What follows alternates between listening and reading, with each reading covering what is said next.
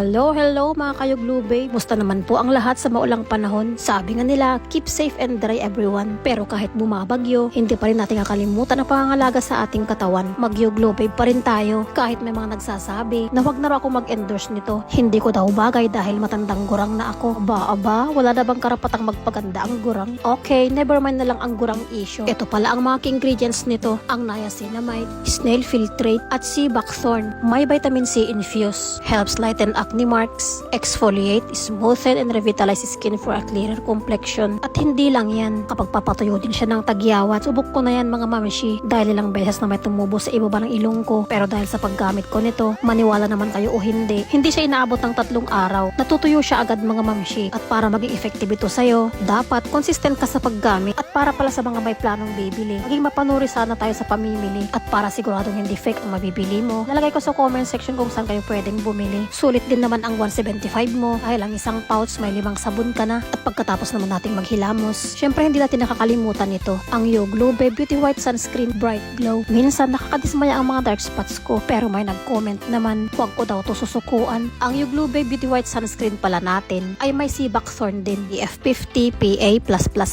may UVA at UVB broad spectrum, na ibig sabihin pinoprotektahan habang pinapaputi ang ating balat. At marami pang benefits ang sunscreen natin. Sobrang nagustuhan ko na nga din ang paggamit nito. Kaya ano pang hinihintay mo? Mag-order na. Click mo lang ang link ilalagay ko sa baba para makaiwas sa mga fake product.